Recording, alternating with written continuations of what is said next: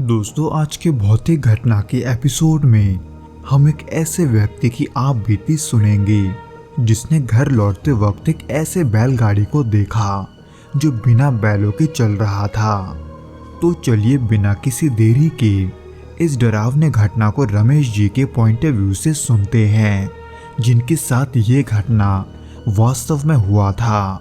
लेकिन दोस्तों, इससे पहले कि हम इस वीडियो में आगे बढ़े, आप प्लीज़ इस चैनल को सब्सक्राइब करके इसे अपने दोस्तों के साथ शेयर ज़रूर करना, क्योंकि हम ऐसे वीडियोस हर शाम 6 बजे आपके लिए लाते रहते हैं।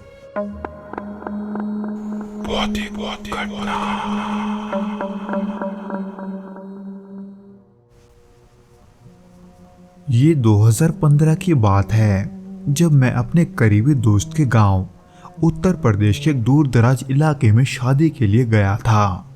गांव का नाम था सरायपुरा और वहां पहुंचने के लिए हमें कई संकरी और घुमावदार सड़कों से होकर गुजरना पड़ा था। शादी की चहल पहल तो दिन भर जारी रही, पर जब तक शादी खत्म हुई तब तक बहुत रात हो चुकी थी। हालांकि मुझे मेरे दोस्त ने रात वहीं पर बिताने को तो कहा था, लेकिन सुबह किसी जरूरी काम के वजह से मुझे घर लौटने की जल्दी थी। इसलिए तकरीबन 11 बजे के करीब मैं अपने मोटरसाइकिल लेकर गांव से बाहर की तरफ जाने लगा। तब आसमान बिल्कुल काला था, इतना कि तारे भी उनमें छुपे हुए थे और ठंडी हवा के साथ एक हल्की सी अजीब गंध तैर रही थी। वैसे तो वो रास्ता सीधा था, लेकिन जैसे ही मैं बाहर की तरफ जाने लगा, मुझे गांव के मुख्य चौराहे पर एक पुराना बरगद का पेड़ दिखाई दिया, जिस पर मैंने वहां जाते हुए शायद से गौर नहीं किया था। पर पता नहीं क्यों उस पेड़ के पास से गुजरते ही मेरी रफ्तार धीमी हो गई और मेरा पूरा शरीर अचानक से भारी सा महसूस होने लगा। उस पेड़ के पास एक अजीब सी खामोशी थी, यानी कि वो खामोशी बाकी जगहों से अलग लग रही थी। हालांकि मैंने इसे नजरअंदाज किया और वहां से आगे बढ़ गया। वहां से आगे का रास्ता कच्चा और घुमावदार था और रास्ते के दोनों ओर घने पेड़ झुके हुए थे। बाइक की हेडलाइट से सिर्फ सामने का रास्ता ही दिखाई दे रहा था और उसके आगे सब अंधेरे में डूबा हुआ था। कुछ किलोमीटर चलने के बाद अचानक मेरी बाइक का इंजन अजीब सा आवाज करने लगा। मैंने बाइक रोकी और देखा कि कोई तकनीकी समस्या तो नहीं थी। जैसे तैसे फिर से बाइक स्टार्ट हुई, लेकिन अब रास्ता और सुनसान लग रहा था। उसी बीच आगे बढ़ते ही मुझे सड़क के किनारे कुछ हलचल महसूस हुई। हालांकि जब मैंने ध्यान से देखा तो वहां कुछ भी नहीं था, वो शायद पेड़ों की छाया थी।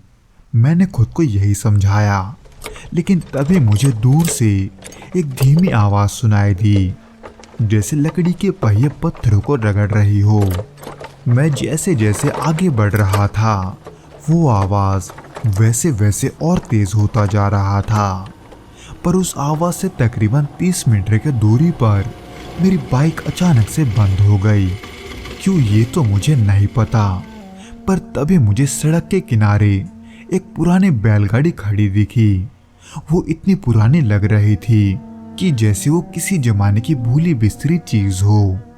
उस बैलगाड़ी के पहिए धीरे धीरे घूम रहे थे, लेकिन उसमें हैरानी की बात ये थी कि उसमें कोई बैल नहीं था और उस बैलगाड़ी के ऊपर कोई बैठा हुआ था।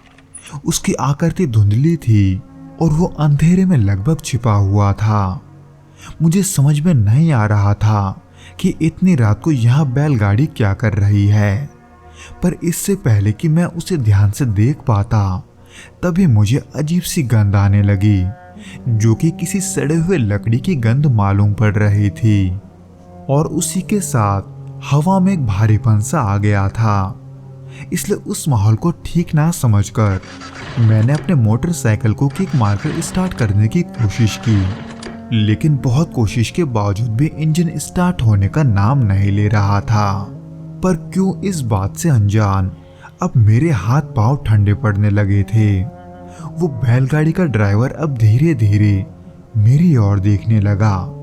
बिना हिले डुले बस मुझे ही देखे जा रहा था, जो कि अजीब तो था, पर यह मंजर खौफनाक तब बनने लगा जब अचानक से मैंने उस बैलगाड़ी को अपना दिशा बदलते हुए देखा। वो बैलगाड़ी अपना दिशा बदलकर अब मेरी तरफ बढ़ रही थी, जिसे देखकर घबराहट के मारे मेरा दिल जोर से धड़कने लगा था। मुझे अपनी तेज सांसों की आवाज भी साफ सुनाई दे रही थी, पर यह देखकर कि मैं उसे रोक नहीं सकता, मैं फिर से बाइक को स्टार्ट करने की कोशिश करने लगा, लेकिन कुछ नहीं हुआ। इसलिए मैंने डर के मारे बाइक को धक्का देना शुरू किया और सड़क से किनारे हटने की कोशिश करने लगा। लेकिन जैसे ही वो बैलगाड़ी मेरे करीब पहुंची, वो अचानक मेरे पलक झपकते ही न जाने हवा में कहां गायब हो गई। वहां कुछ भी नहीं बचा था, ना बैलगाड़ी ना वो आदमी, लेकिन उस सड़े हुई लकड़ी की गंध वो अब भी वहां के हवा में फैली हुई थी।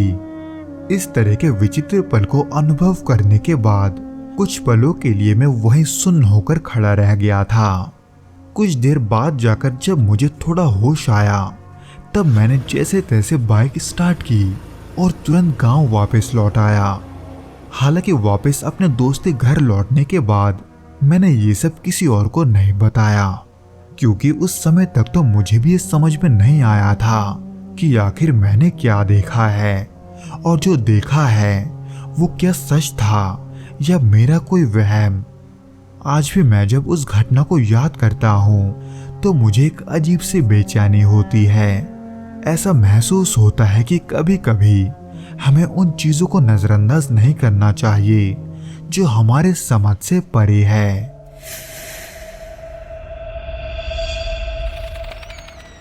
तो दोस्तों, ये तो था वो घटना जो कि रमेश जी के साथ घटा था। उम्मीद करता हूँ कि आपको ये पसंद आया होगा, और अगर आया हो तो प्लीज़ इस वीडियो को लाइक करके इसे अपने दोस्तों के साथ शेयर ज़रूर करना, और हमें कमेंट करके ये ज़रूर बताना कि आपको ये वीडियो कैसा लगा।